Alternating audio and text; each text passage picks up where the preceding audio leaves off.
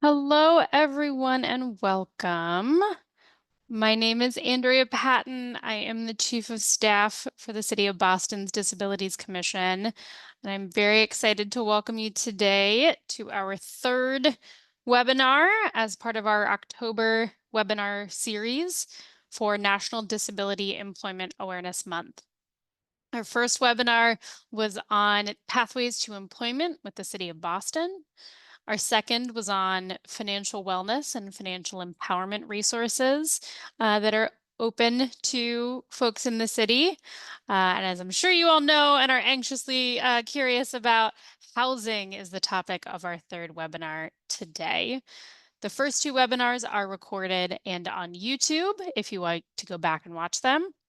And as you would have been alerted by Zoom, this webinar is also being recorded to put up on YouTube.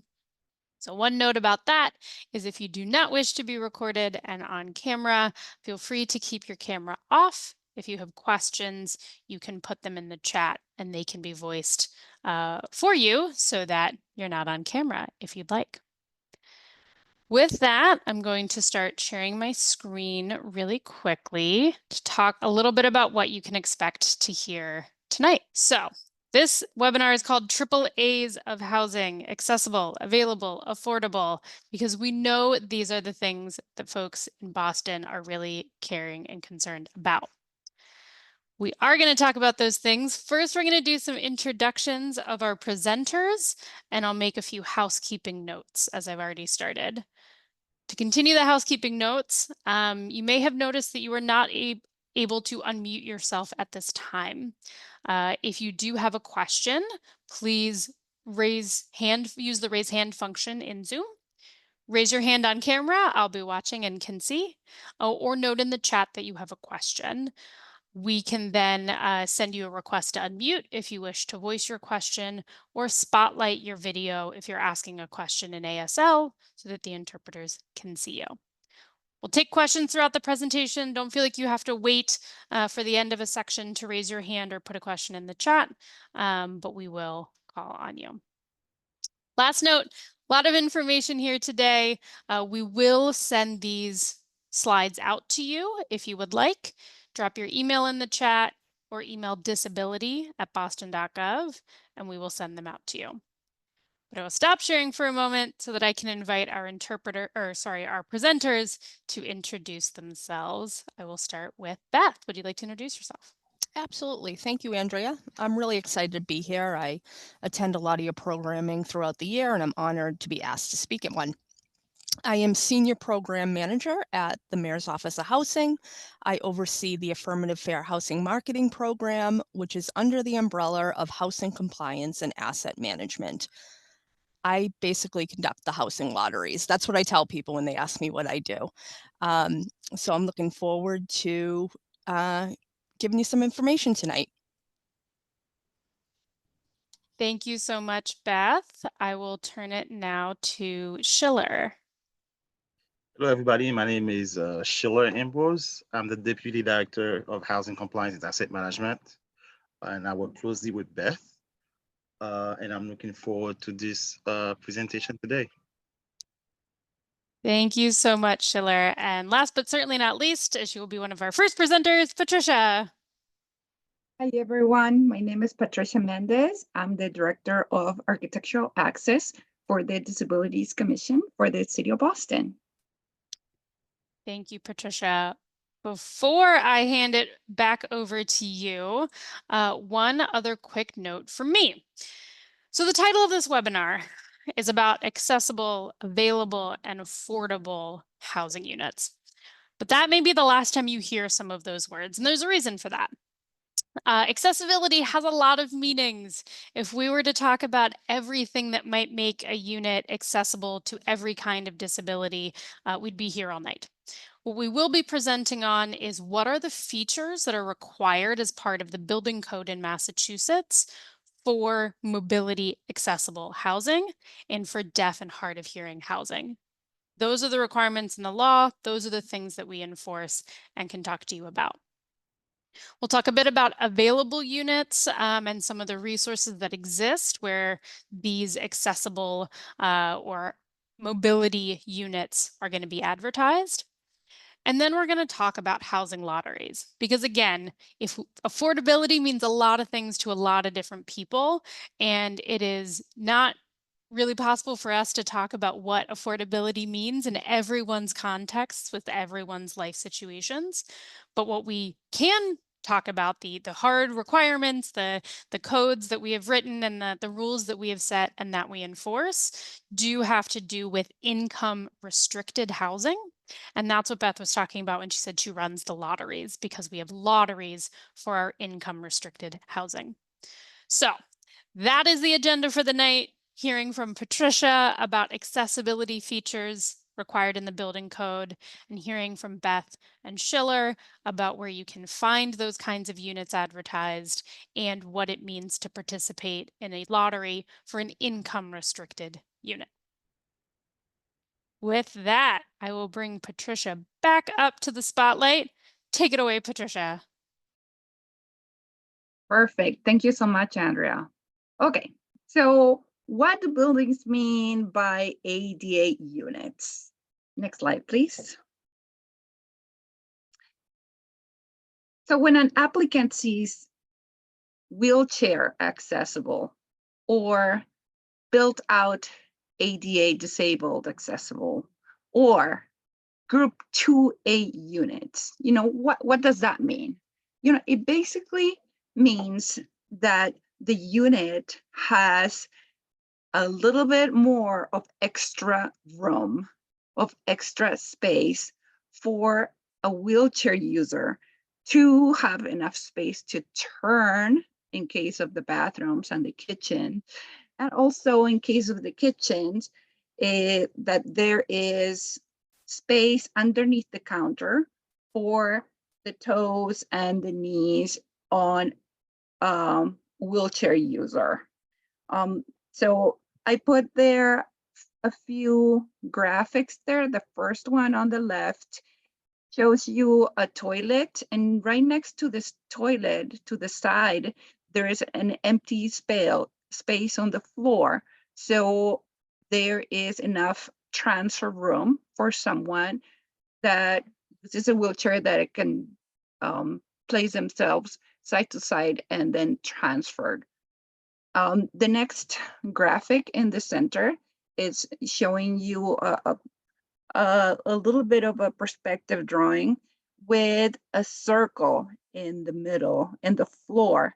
That circle signifies the turning space, again, for a wheelchair user. So that circle in the middle, that is around 5 foot in diameter, and that signifies that additional space that a wheelchair user might need. The graphic on the right doesn't show you a circle, but it shows you a plan view, like from the top, looking down. And instead of showing you a circle, it shows you a maneuverability space in the shape of a rectangle. And that also shows you that there's a little bit more room than a usual bathroom. And I'm going to compare it to what the usual is. And it gives you space to maneuver, again, to transfer side by side to the toilet, and also to be able to park next to the shower or the bathtub and be able to transfer sideways that way. In the graphic, we're also showing you space in front of the sink, and that sink also has space underneath to have space for the knees and the toes. Okay, now in the bottom of the slides, I'm showing you the kitchen. In the kitchen, you also need that extra space, that circle that allows a wheelchair user to turn around.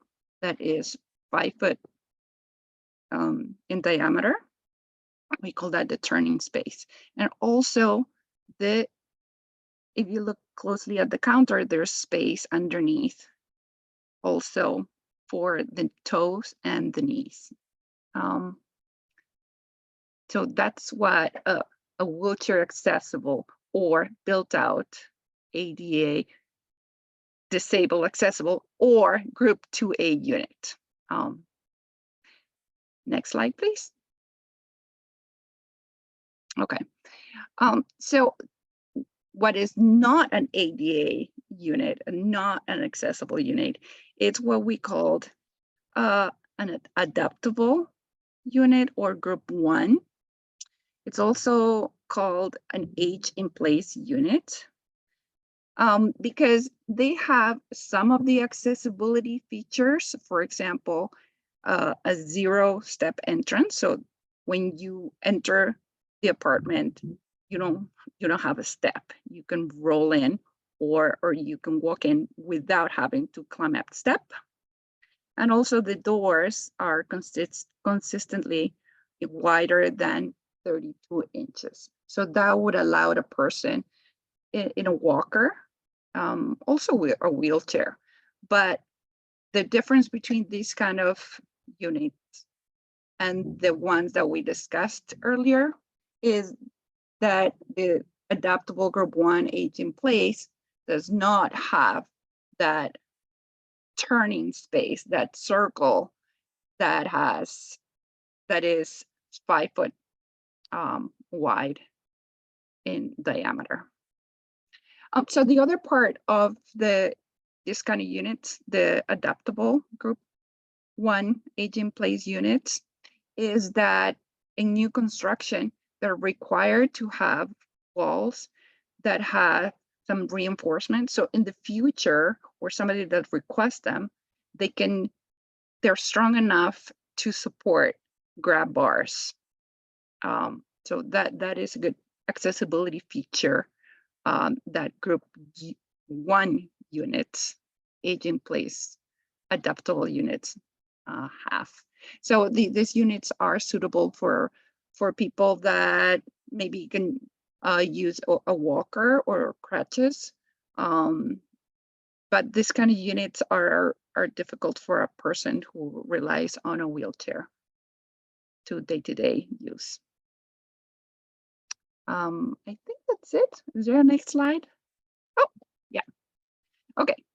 So in new construction, especially in larger buildings, there are at least 5% of those units that are ADA accessible, wheelchair accessible.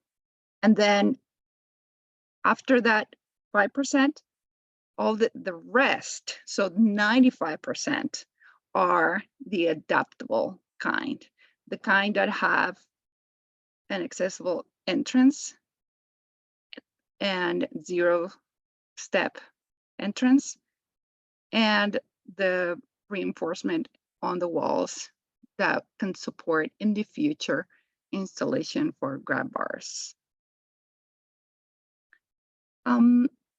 So in addition to the 5% ADA accessible units, there's also a requirement for deaf or hard of hearing units, and that is a 2% of the unit that they're dedicated for deaf or hard of hearing. And that means that they have visual alarms and doorbells that alert the consumers. Okay, and at the end, I have an example, like easy math. In a new building with elevators with 100 units, 10 units are wheelchair accessible. 2 units are deaf or hard of hearing, and 88 units have accessible entrances and can have future grab bars installed. And lastly, some of these units will be income restricted, others will be market rate.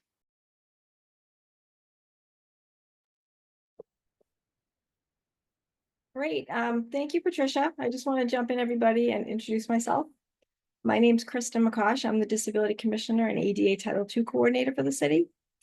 And I'm here to join you and my colleagues to learn about affordable, accessible, available housing. I think Andrea did a really good job summing up what we're going to talk about tonight. And Patricia did a great job explaining what an ADA unit is.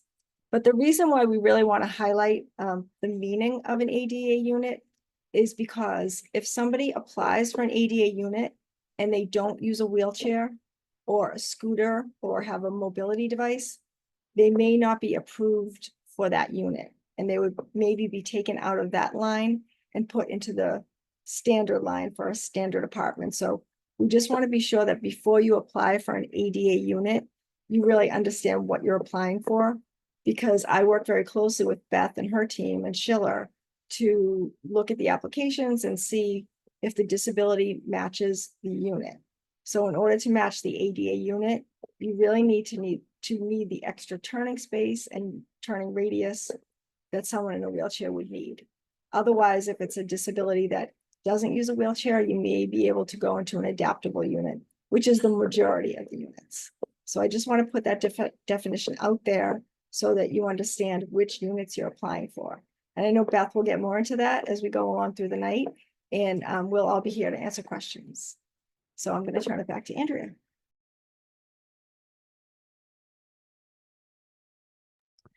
Thanks, Commissioner, and thanks, Patricia. This is Andrea again. Just want to pause to make sure that if anyone does have questions, you can use the Zoom raise hand function, turn on your camera and wave on the camera, or put your question in the chat.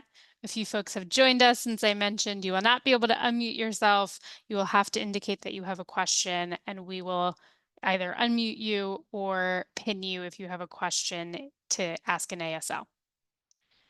So not seeing any questions in the chat or seeing any hands raised right now, I will instead turn it over to Beth, who will talk about the next sections of our content. Where do I find out that these housing units are available, and what do I do if I want one? Great. Thank you so much. So we broke up, first let me say for those who joined after the introductions, my name is Beth Gavin. I'm here with my colleague, Schiller Ambroise.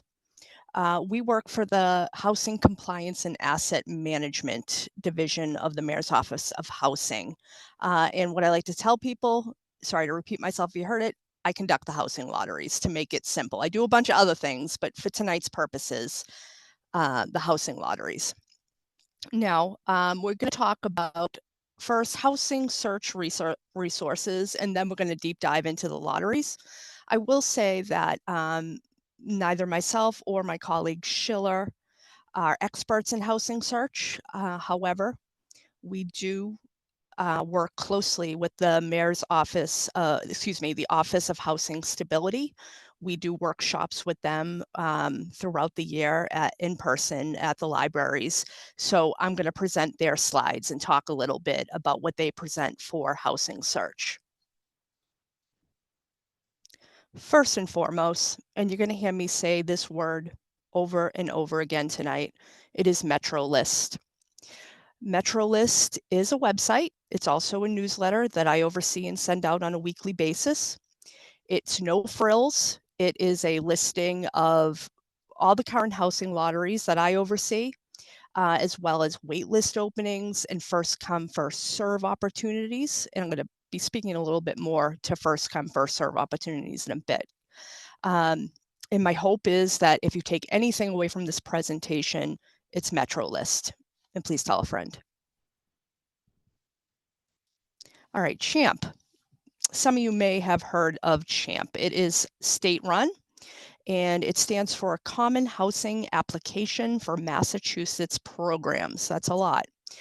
And it's a website where you can apply to state-funded public housing as well as voucher programs in Massachusetts. And there's also an option there to print out and mail in applications if you prefer that. So again, not overly familiar with this, so I went ahead yesterday and filled out an application. I will say if you are planning on doing that, set up a little bit of time aside. They are going to ask you some basic questions, contact details, your current housing situation, household size, and housing needs and desires. So as you fill out that application, you can apply for MRVP mobile vouchers, as well as alternative housing vouchers or state-funded public housing.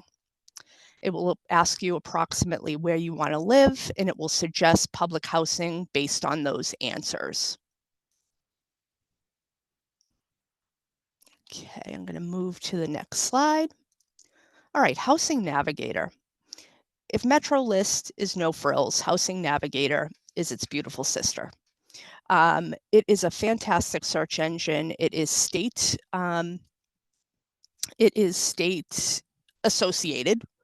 And on this website, you can search according to town, bedrooms, affordability, eligibility, and availability. And they also have nice features and more details than Metro Lists, the listings would have. Okay, and here's some additional housing search resources. Housingworks.net. I tried this yesterday too, and I have to say it's not for me.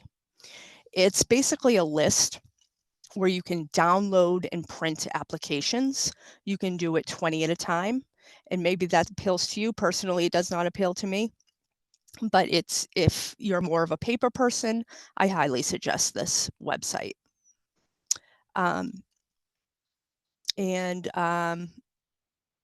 Excuse me, Caritas Communities. I've worked in housing for 15 years and I still have trouble pronouncing, so I had to go look up to make sure I pronounce it right. Caritas. These are SRO, single room occupancy units throughout Massachusetts, Boston and Greater Boston, Eastern Massachusetts, and they provide permanent housing to persons with lower income. So you'll be getting a copy of this presentation if you wish. I think Andrea asked to put your email in the chat if you want it, and you can link right there. All right, and more resources. The Boston Center for Independent Living. You may be familiar with that. And I put that on there because they do offer housing workshops twice a month, the first and third Wednesday from 10 a.m. to 12 p.m.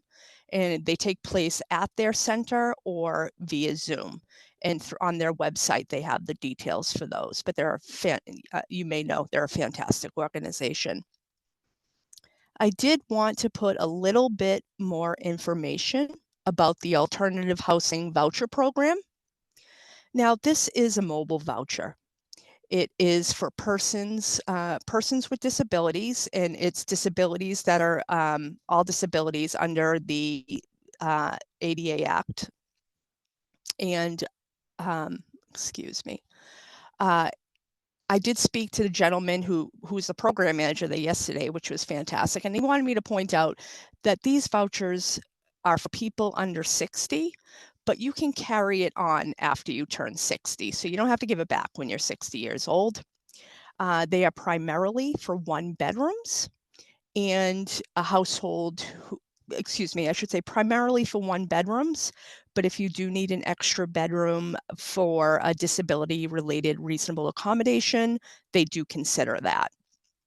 And with these vouchers, people or households would pay 25 to 30% of their household income. Now, I asked the magic question and I did not get an answer. How long is the waiting? I can't tell you. I do not know, but I'm going to work. I hopefully will get an answer on that. But I do believe that these vouchers are more readily available than the MRVP mobile vouchers, which everything has a very long waiting list. I just want to be completely honest about that. Okay, and I wanted to put in a slide. As I mentioned, I work for the Mayor's Office of Housing, and my fantastic colleagues at the Office of Housing Stability offer a wide range of services. These are the folks, if you ever run into eviction problems, or you know somebody who's having problems with maybe an impending eviction, you're going to want to call them.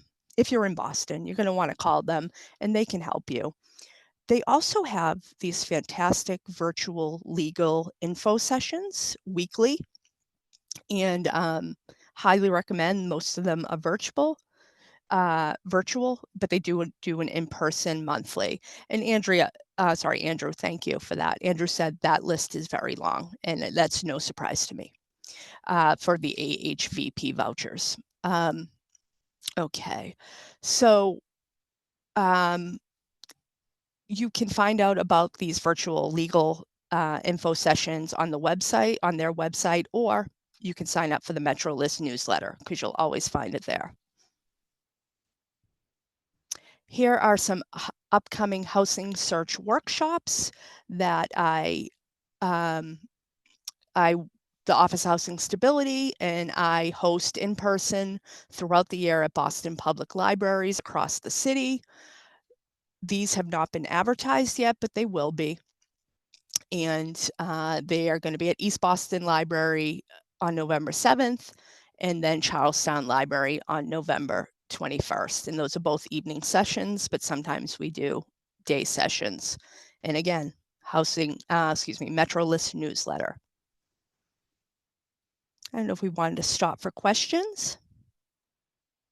Thanks, Smith. There is a question about the presentation, so I'll send that on to that email, and a question about difficulty meeting rental costs if they do end up getting evicted. So I know you'll be talking about income restricted units. Absolutely. Absolutely. And so Office of Housing Stability will be the people you'll want to talk to about any eviction issues like arrearages that could when you get that notice to quit, if you get that notice to quit, that is the best time to call them, because what they primarily want to do is preserve your current tenancy.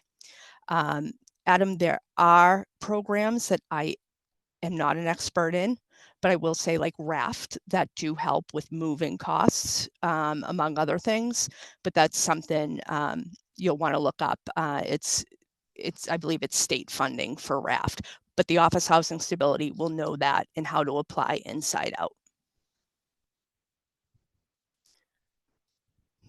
Okay.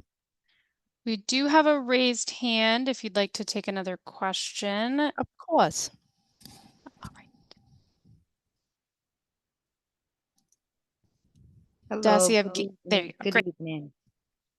Hi. I actually went to the housing stability because I live now. I'm trying to look for and because where I live now they raised the and and it doesn't go, like I can't afford the rent. And I went to the housing stability and they said that if somebody called me after I went to apply in person in downtown Boston, and someone called me from the office and said that they didn't have any funding. But they didn't say that to me in person, so I'm a little confused. Unfortunately, I can't speak to that. I don't want to ask personal questions, but what I can do, and I do have your email, I can look into that for you. I think we corresponded today. I'm affirmative marketing, so we corresponded about first come, first serve units. Would you mind if we kind of talked offline through email so I can get you an answer? And I just want to find out what kind of funding exactly you're in need of, and then I can mediate between you and the Office of Housing Stability.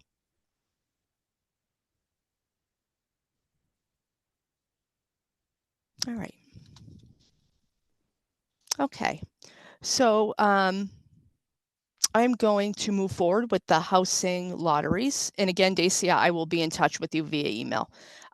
With the housing lotteries, which is more of my wheelhouse. And tonight we're gonna go over rental and home ownership lotteries, a little bit on the sorting and ranking of lotteries, and then Schiller is going to fill us in on paperwork, certification, and best practices, so the screening part of these lotteries. Here it is again, Metro List, #1 resource.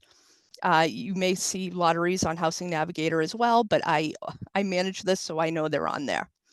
Now, if you were to go on Metro List at this very moment, you would see that there are no rental housing lotteries currently available. There was one that closed yesterday. I have one coming up in a week. But for tonight's purposes, I'm going to speak to an upcoming lottery. The date is to be determined. I am told that the certificate of occupancy is not until late spring of next year, but I'm going to talk about it anyways. It's 50 Western Avenue in Brighton. And why this is special to me is because it is 86 income restricted units. That is a lot. That is a lot. And they are going to be available and advertised at a wide variety of area median income, or AMI, as I'll call it from here on out, because I stumble with that. So the chart you see here, will be part of a lottery ad. I broke it up for the purposes of this presentation. As you can see, I'll read through. For this unit mix, there are studios, 1 bedrooms, and 2 bedroom units, and they are available at varying AMIs. And so what does that mean? Area median income for the purposes of these housing lotteries mean 2 things. They dictate how much a landlord can charge you, and they also dictate how much a household can earn. And I'm going to talk a little bit about maximum incomes on the next slide. For studios, just to give an example, a studio at 30% of the area median income, the monthly rent is $550. In a studio, same studio, but different AMI, which is 100%, is $2,009. So the higher the area median income of a unit, the higher the rental cost.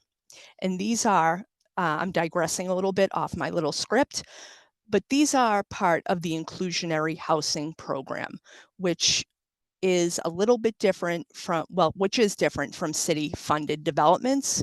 These are units that are set aside in buildings that have, it's a percentage of units that are set aside and are income restricted.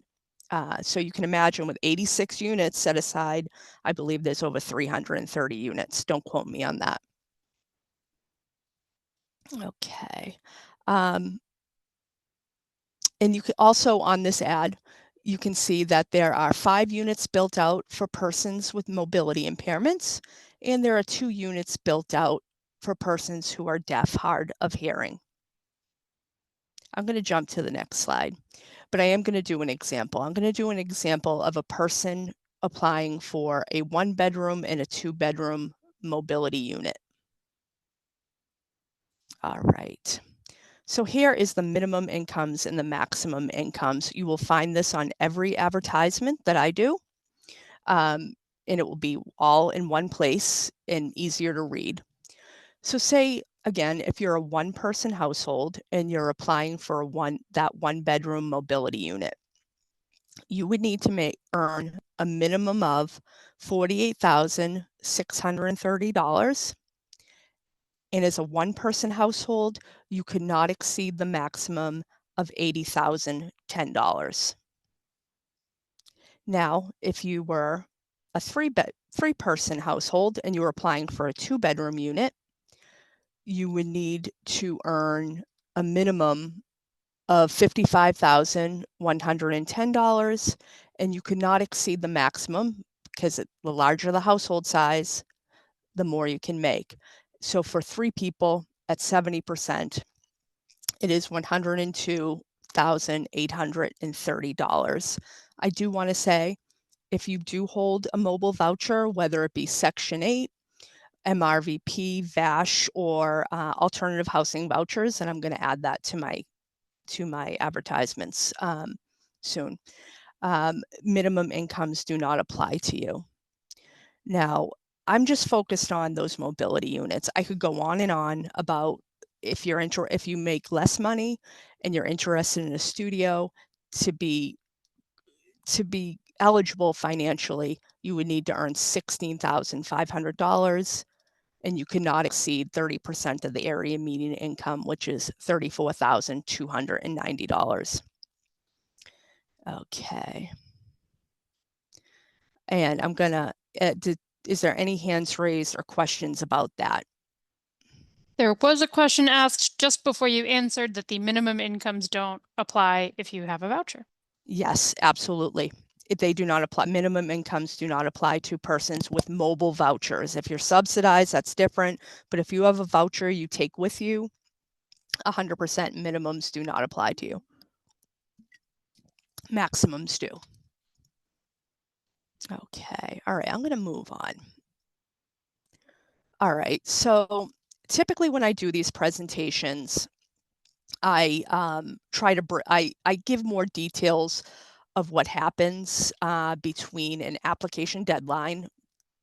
If you're filling out an online application or a paper application, there's always strict deadlines on those lottery ads that you'll want to pay attention to.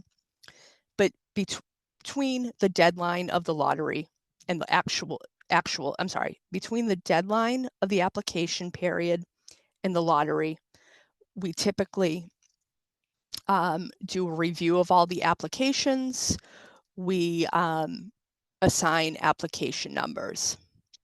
Sorry to interrupt, Beth, but Dacia's asking for some clarity on the maximums if you're a voucher holder. So before we got too far away from that slide, I know you said minimums don't apply, but what about the maximums? So maximums would apply to you, Dacia. So if you're a one-person household, just for this example, you may have more people in your household and you're interested in, I think, any of the units, right? Because minimums do not apply to you. You just couldn't make more than 34,000. You'd have to make under $34,290. And really, depending on what unit type you want, there's just so many here, it's hard. You would need to make under $114,300. There's such a wide range of affordability. I'll say affordability in this unit mix, but typically what I advertise and what I see are 1 or 2 units at 70% of the area median income, to be quite honest with you. But that's also hard to happen, right, Beth? What? That's also very hard to happen. Somebody with a voucher to not qualify, to have more than the maximum income. I don't know. I'm not sure about that. It could, depending on the AMI. But yeah, so this is very rare that there is such low AMI affordability. So typically I see 70%. Okay. And Dacia, here are the maximums. Here are the maximums here for this, right? But this will be on every ad. Like I said, typically it's 70%. So if you're a one-person household, you can't make more than 80,000.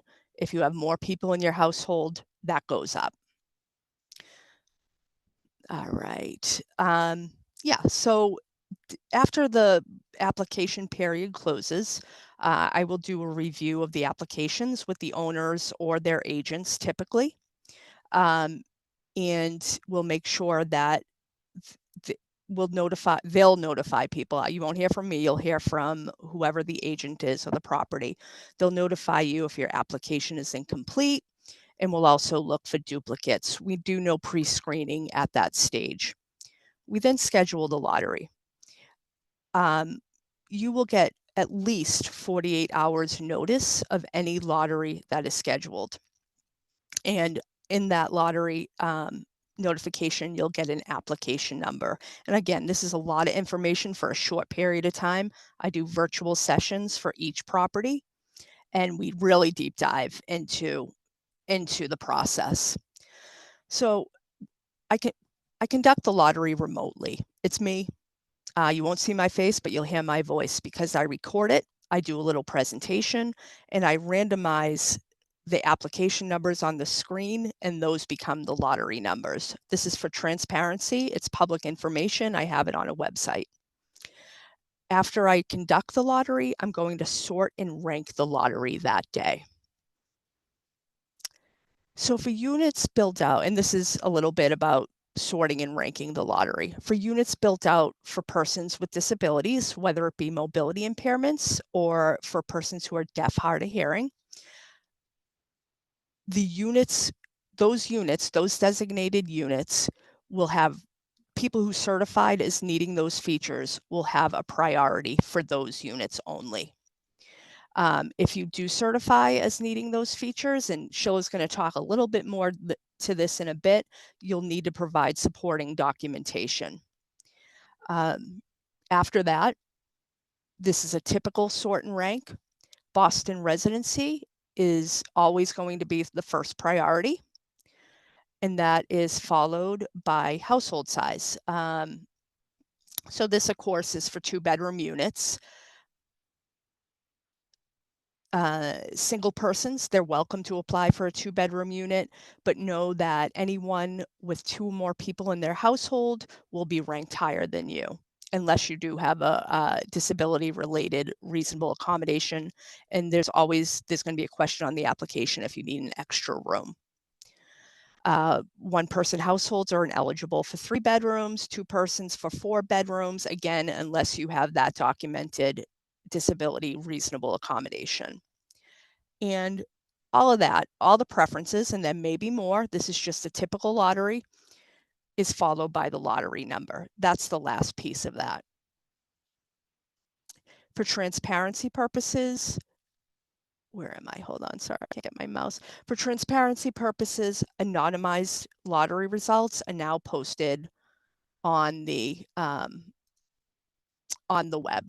And I'm just going to pop out over here just for a second. This is what a lottery list looks like. It's going to take a second to warm up because I want to point something out here. I'm going to go to a 1-bedroom that is built out for persons with mobility impairments. You can see 2 things.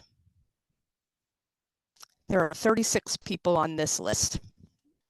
Those are people who certified they need the mobility features. For those who don't need those features,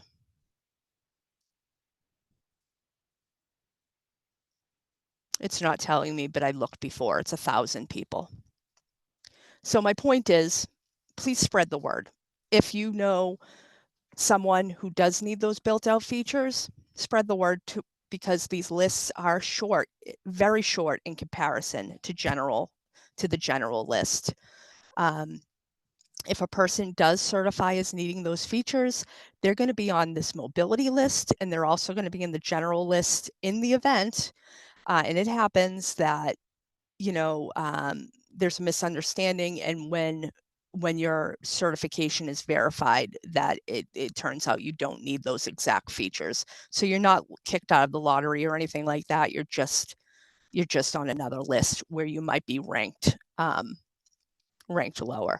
As you can see from this list, and I got to bug them for an update, the agents fill this out. They're all the way at the bottom of the list. And what happens if they can't find anybody from that list? And it happens all the time. So if a mobility or hearing unit cannot be filled by the lottery list, the unit will be advertised for 15 days on Metro List on a first come, first served basis for people needing those built out features. If the unit remains unfilled, it's going to go over to those thousands of people, that thousand list, that list of 1,000 people who don't need those features. It's going to be turned over to them. So this is really important. And I do try to put all of these on the Metro List newsletter. Again, if you know anybody who needs this unit, who needs a unit, and you see these first come, first served opportunities, let them know about it. Now, Metro List is not as, I don't want to say fancy. We're working on updating it and making it a little bit more current. For these units, I'm personally always going to call them mobility units or hearing units if that's the case, so you can easily identify it. You can also search by property name for mobility unit, the word mobility, and they should all pop up. And these lists are managed by the property owner or their agent who they hire. It's not through the city. They have their waiting list that they build. If you ever run into a problem, I'm going to share my email address, but they handle this. There's no lottery. It's first come, first serve. Okay. And for time, I did put some information about some home ownership opportunities. There is one currently available. It's in Fremont Street in Mattapan. It's new construction. In fact, the construction's going very slow, so this application period may be open for a while. There's a 1-bedroom unit with, and it's for persons with mobility impairments, and there's a 2-bedroom unit, and it's at varying area median incomes, which are higher. So for the 1-bedroom, there is an income floor of 80%, and there is an income ceiling of 100%. So if you're a 1-person household, you would need to make a minimum of $91,440, and you cannot exceed $114,300. There are asset limits, and this goes for rental. This goes for rental properties as well, and it will be on the ads. And that's $100,000. It does go down to $75,000 for anything lower than 80% AMI. And that does not include retirement, but it does include real estate. Okay, and this is a typical sort and rank for a home ownership. Boston residency, always going to be number 1. Number 2 is going to be the household size, and number 3, first-time home buyer.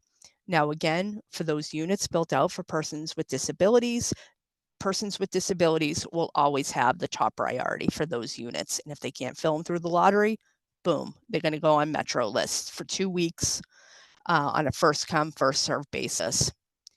I can't help. I'm going to quickly do this. I'm going to show another one. This is for 256. Beth, this is Andrea. When you switch to the website, your audio breaks up a little bit while it's loading. So if you just want to pause and let it load. Sorry, I moved too quick. All good. All right. All right. Much better. Go right ahead. Very good. So this is a condo unit in South Boston, and it had a mobility unit, a 1-bedroom. It has a mobility unit, 1-bedroom. This list is exhausted. This is the mobility list only. You can see it is very short compared to 500 people. I'm surprised it's not more, to be honest with you. So this unit is soon to go. I bugged them about it today. It's soon to go on Metro list on first come, first serve basis. As you can see, they're going to tell, if you look at one of these lottery lists, it's going to tell you where they are in the process. A lot of these people are ineligible. If you are marked ineligible, you can always appeal.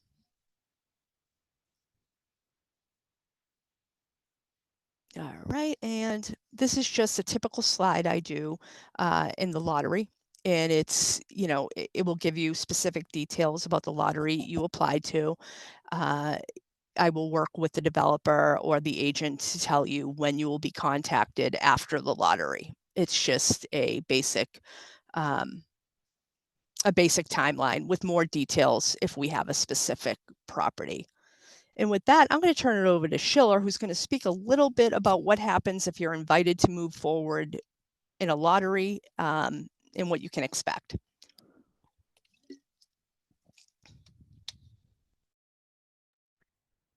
Schiller, you're muted. Yeah, I just saw that. Hello, everyone. My name is Schiller Ambrose. If you were not here at the beginning, I'm the Deputy Director of Housing Compliance and Asset Management. And just the last slide that Beth left off, if you saw that the agents have to contact you within 10 business days after the lottery result, so you can apply. And I think they give you a time frame for me to respond. I think it's a week. So you have to respond right away, submit your document to say if you're still interested in that unit. If you don't respond right away, they move to the next person in that list. So once the agent sends you the letter or email to say that you've been picked for you to apply for that unit within a time frame of when that unit is going to be available. Then you apply. The agent will have on hand an affidavit that they'll make you fill it out. And there's some documents that you also have to submit it. I'm going to go to what documents are needed. And they're gonna do what we call a pre-screen to see if you do qualify before they submit the file to us. Therefore, the agent can actually deny you before even, based on general guidelines, the agent can say, no, you don't qualify. However, nobody can be denied just for poor credit if they have a rental issue that is acceptable. Vouchers holders are not screened for credit or credit-related items. But they are screened for other reasons, which I'm going to cover. They do background check for a voucher holder. If you fail the background check, they may not let you move into that unit. Nobody can be denied because of arrest of court appearance that did not result in a conviction. So there must have been a conviction for them to deny you. Somebody asked a question. I will answer what after I'm done. I'll be done soon. If the tenant can prove that he or she is indeed eligible for the unit, they can request an appeal. I do conduct the appeal. In some appeal, I do not even review it, and I'm gonna mention to you why.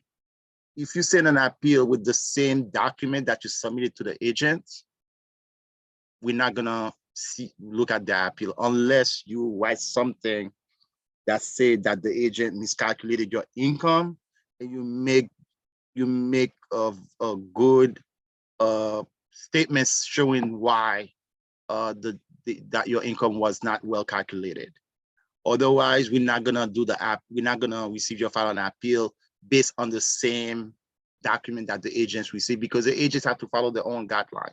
We allow the agents to use their own policy guideline. We cannot force them to let you into the property if you don't meet them. So you have to recognize that the agents have their own guideline, their own policy that they have to follow for them to allow you into those property. And as long as it's not discriminatory, as long as it's not or somebody say actually, I'll put my email. As long as it's not discriminatory, as long as it doesn't have WIC rules, MOH rules, they can do that. Next slide. Yeah.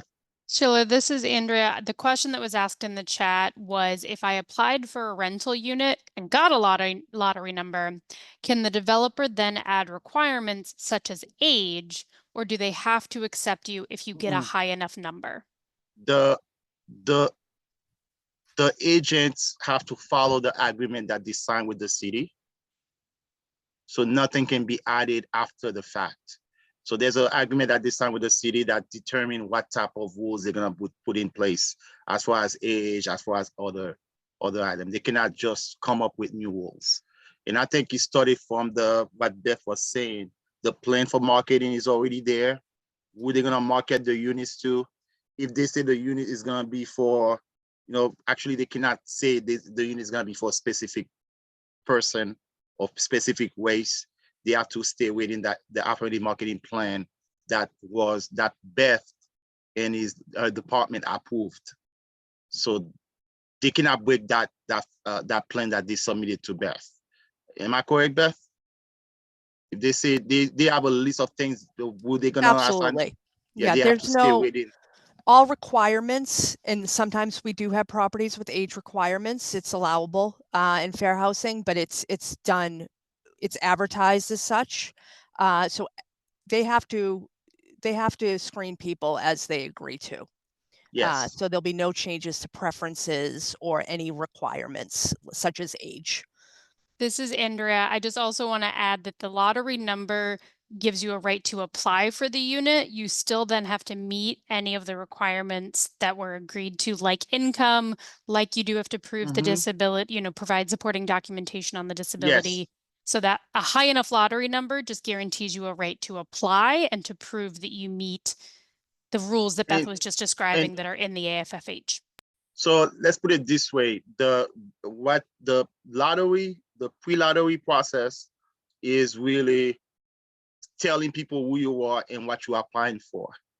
The post-lottery process is confirming what you said you were and what you're applying for. So therefore, when you submit your application to the agent, and the agent is actually confirming what you said you were. So we have individuals who do not even, or were not eligible because they misrepresent, I don't want to say with a bad word, they misrepresent the residency requirement. So when they start sending the information, they didn't, what they said they were as far as being a resident of Boston, they were not. So therefore, the application was rejected. Most of the applications are rejected on residency. A lot of them are rejected on income, and a lot of them are also rejected on household. So those are three most popular rejection that we get: residency, income, and that's why they get rejected. As far as ADA, for example, the person will submit, I will talk briefly. Once you meet with the agent will collect the documents, review it, and send it to fill out a form online to request that this person apply for the ADA unit. The doctor's letter is required. The doctor's letter is sent with a brief doctor's letter, no confidential information is released to say this is why the person deserves that mobility unit, or this is why that person deserves that deaf and hard of hearing unit. And he has to give detail why. You cannot just say that person did this or that and then they qualify. No, he has to make the case why you deserve that unit. Then the commissioner will receive that letter, review it, and they will send us a certification of letter saying, yes, that person can actually move into that unit. Then we review your file with the ADA unit, and then we approve you. You still have to be approved to us as well, based on income, based on household size, based on all the information that you stated as a preference for you to qualify for that unit. And those are the way we process the ADA unit. As you can see, for residency, car registration, insurance bill, heating bill, gas, electric, cable, data, internet bill. I don't see phone bill, but we cell phone, landline phone bill.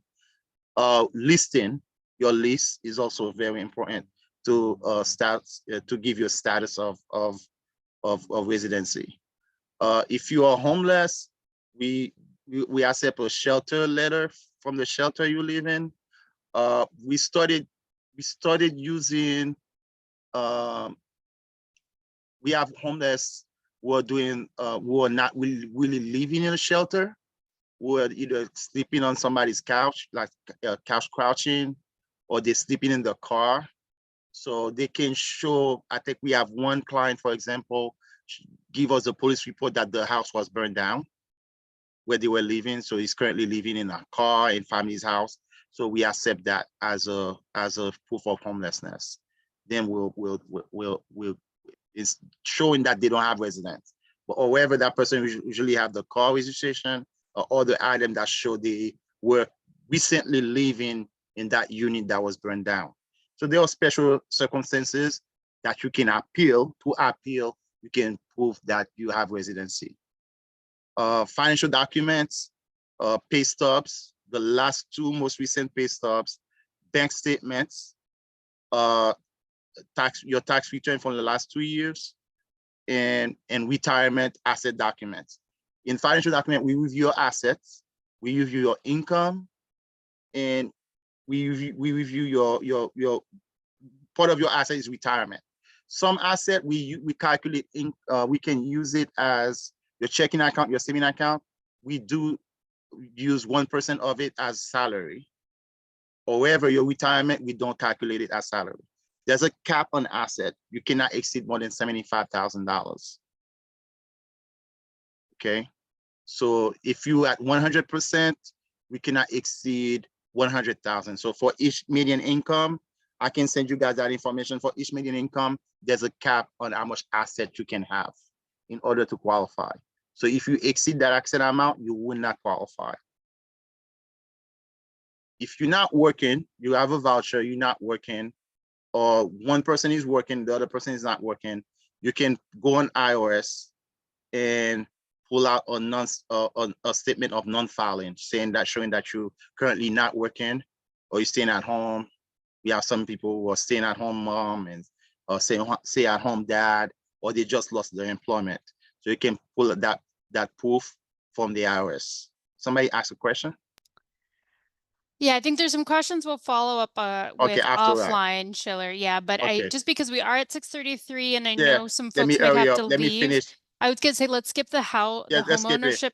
Perfect. So that's those same information that I just stated for rental is also almost similar for homeownership. The only difference is you may have to get a loan approval from a bank, a conditional commitment letter, and stuff like that. But everything else is almost the same. You can move to the next slide.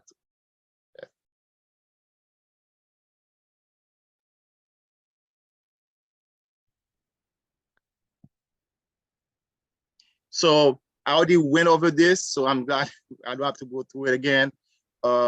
If you request a ADA unit, you have to first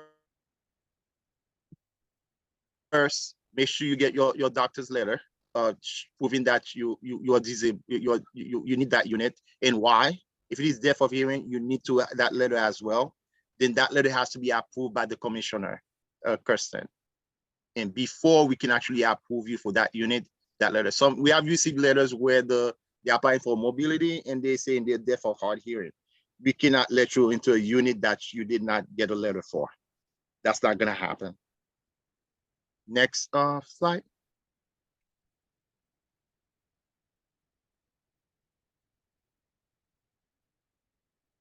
So I mentioned that already.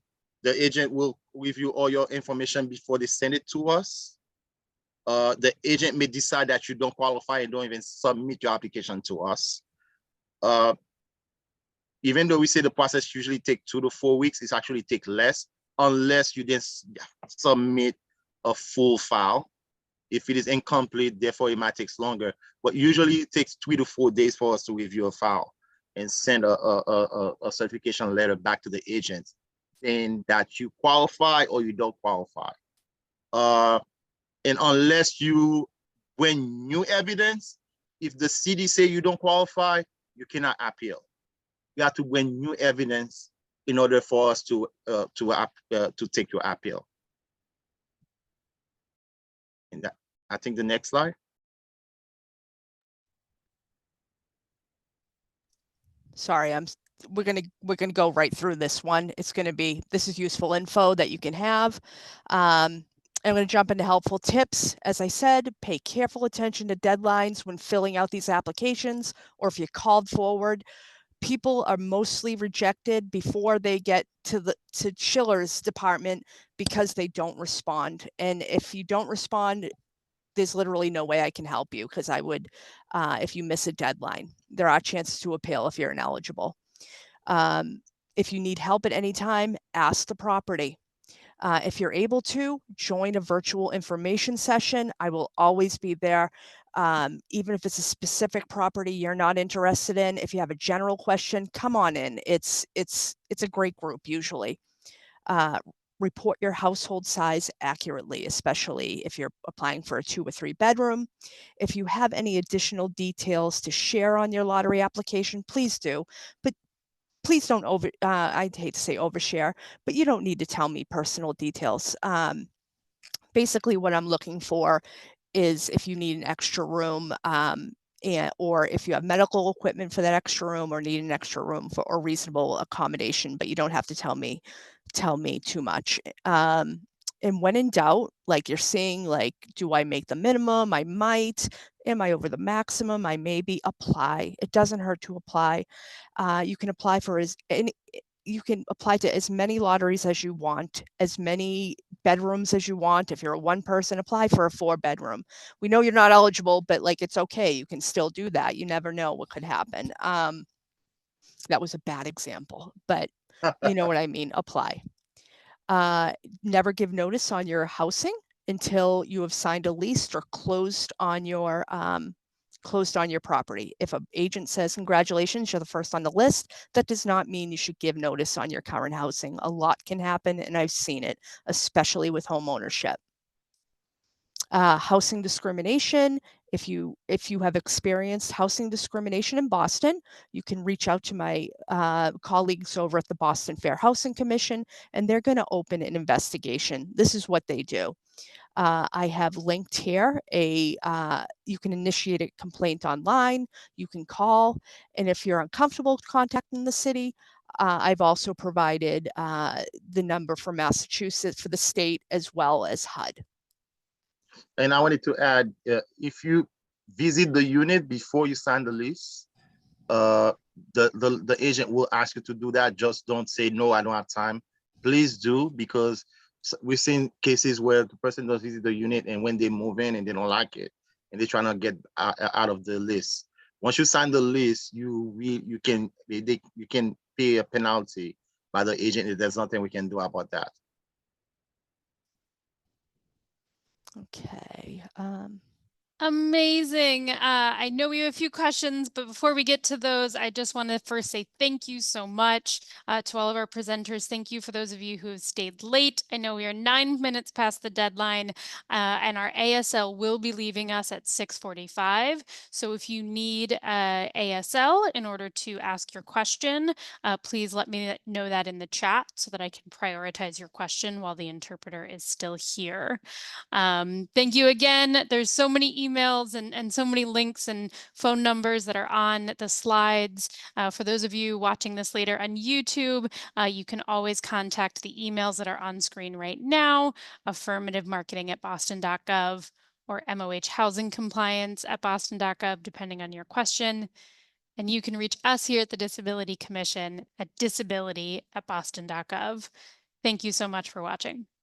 With that, I don't see anyone noting in the chat that they specifically need ASL for their question to be asked, so I will call on the person with their hand raised, Dacia.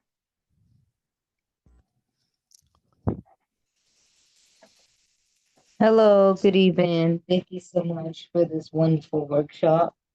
I just wanted to ask, how about if someone has a child and they're co-parenting with the other parent and the child goes back and forth, can the person still ask for a bedroom for their child?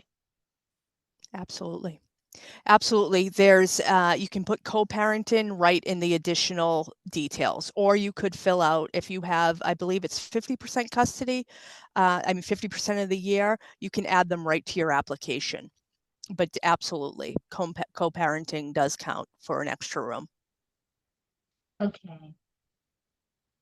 Thank you. And I had another question, but I can't remember it, so I'll email you. Yeah, you have my email. Oh, And make I sure that hit the wrong custody button. make sure that the custody is clearly say 50-50. Because we have one case he did not, and that person did not qualify. Great. And this Thank is you. Andrea. We have another question in the chat looking for help with a specific application form. Dylan, I don't know if you want to unmute or clarify. I'll read your question out loud. I'm having trouble on the city's application form. Where can I get help? I can't select a property. The form populates with the name of the property already filled in. It's only one option and it's not for the property intended. Beth, do we run the applications? We do. We do. So housing lotteries, I believe, Dylan, you're on the correct application. There is only one open lottery application. There's only one open lottery right now, and that is the Fremont Street homeownership opportunity. I do expect rental housing lottery. I just got an add-in that's going to open November 1st. So when that comes online, you'll be able to pull down and select the correct lottery, the correct lottery name. Or another lottery name, should I say. Dylan, I just sent you a request to unmute if you have any follow-up questions you'd like to voice. Just I haven't been able to get the form to work at all for weeks and weeks and weeks. And I wonder if there is any help available. Sure. So I believe, no, it's not Maloney Properties. There are, if you have if you're having technical issues, you can reach out to me, or you can reach out to the person, to the property manager, or to the real estate agent, because they are obligated to help you. If they are not, that's when you reach out to me and I'll push them. Owners, lottery agents, property managers, whatever you call them, are bound to help people with any kind of accommodation that they need. If you find they are not, reach out to me. And Dylan, I do want to say there is always an option to download a PDF application if you'd like to fill it out that way. You can either email it in or you can mail it to them.